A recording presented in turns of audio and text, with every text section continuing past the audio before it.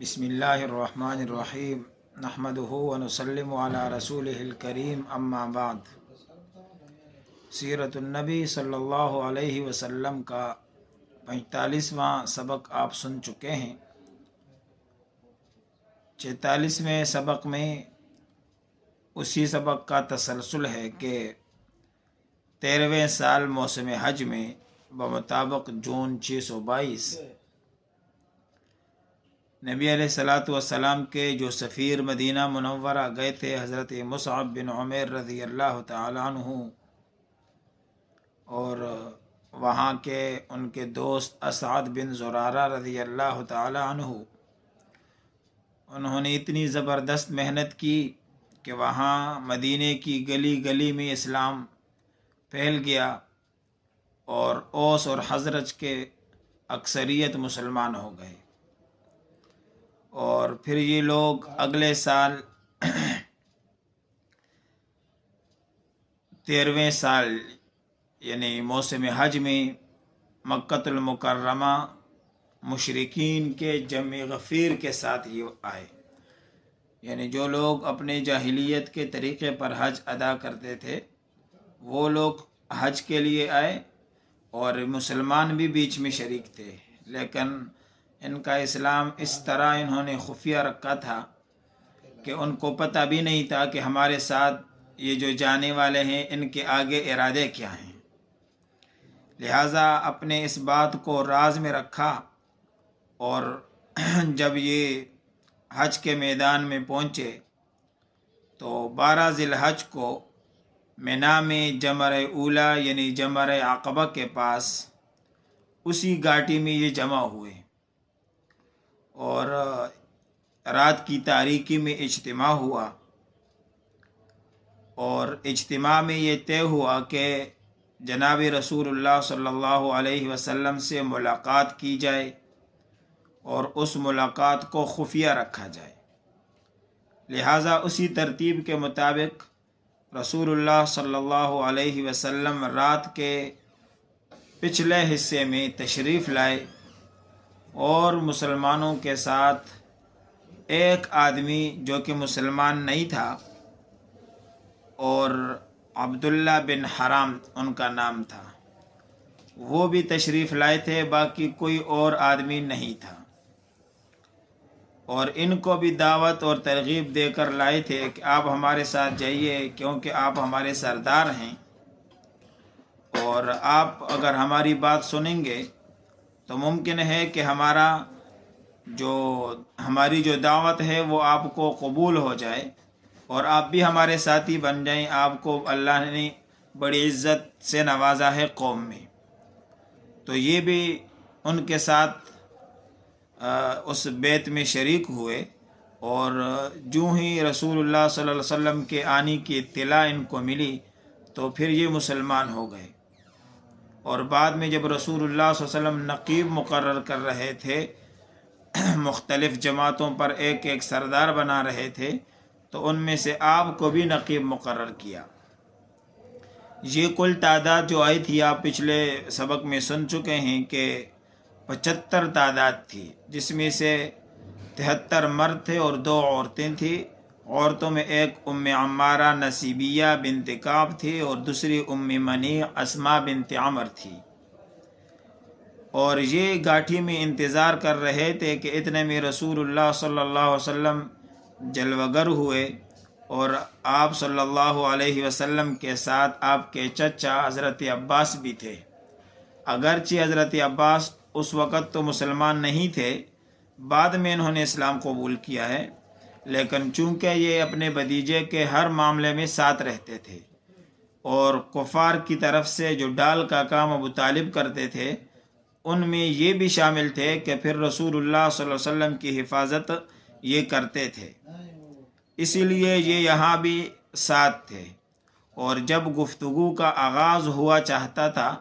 تو حضرت عباس رضی اللہ تعالیٰ عنہ اٹھے، اور سب سے پہلے آپ نے گفتگو کا آغاز کیا۔ آپ نے کہا، خزرج کے لوگوں، آپ لوگ جانتے ہو کہ ہمارے اندر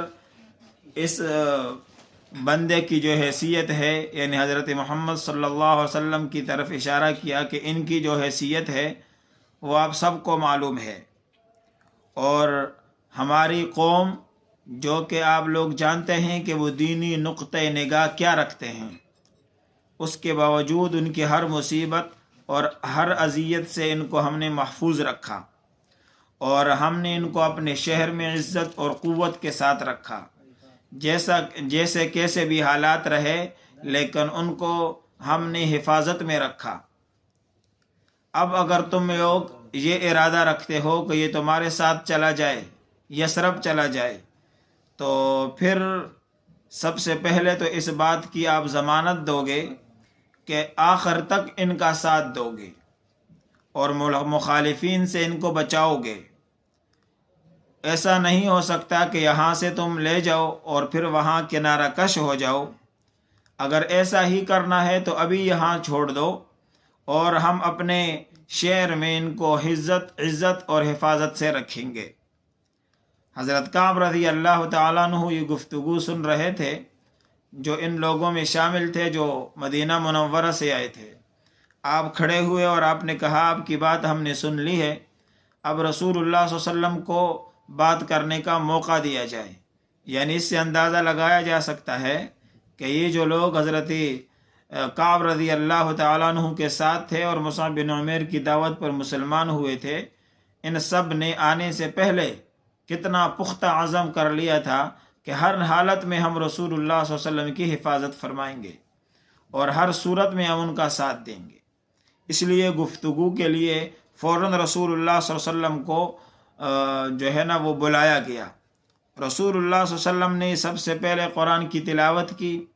اور اس کے بعد اللہ تعالیٰ کی اور حمد و ثنا پڑھی، اپنی رسالت کا تذکرہ کیا، اور اس کے بعد بیت کے چند دفعات آپ نے ذکر کیے۔ سب سے پہلی دفعہ یہ تھی کہ چستی اور سستی، ہر حال میں بات سنو گے اور مانو گے۔ نمبر 2، تنگی اور خوشحالی، ہر حال میں مال خرچ کرو گے۔ اور نمبر 3، بلائی کا حکم دو گے اور برائی سے منع کرو گے۔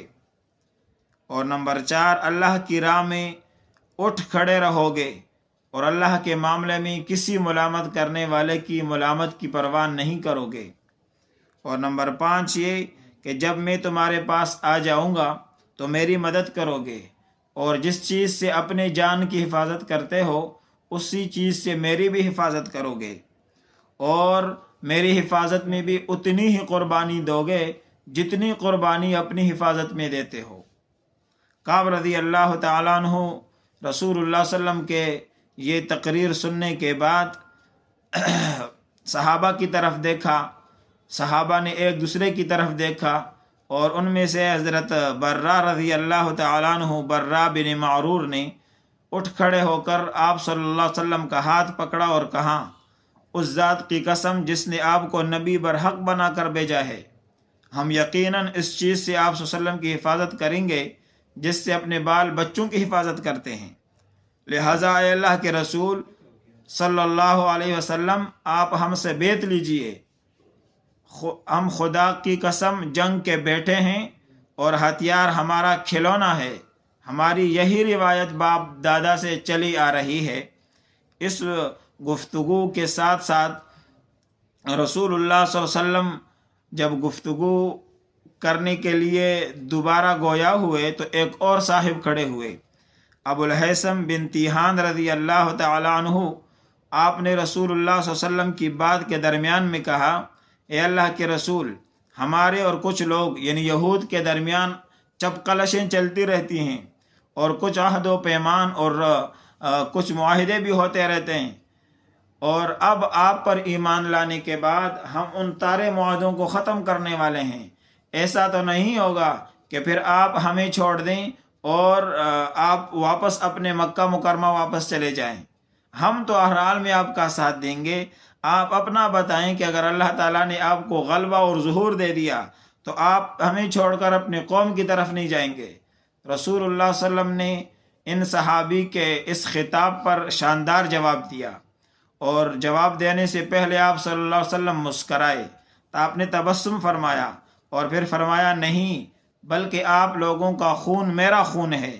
اور آپ لوگوں کی بربادی میری بربادی ہے۔ میں آپ سے ہوں اور آپ مجھ سے ہیں، جس سے آپ جنگ کریں گے اس سے میں جنگ کروں گا، اور جس سے آپ صلح کریں گے اس سے میں صلح کروں گا۔ پھر دوسرے شرائط پر گفتگو ہوئی اور یہ سلسلہ چلتا رہا۔ انشاءاللہ آئندہ کے سبق میں ہم اس بیت کے مزید دفعات اور اس میں بیت میں اور کچھ واقعات رونما ہوئے اس پر بھی بات کریں گے۔ وآخر دعوانا ان الحمد للہ رب العالمین۔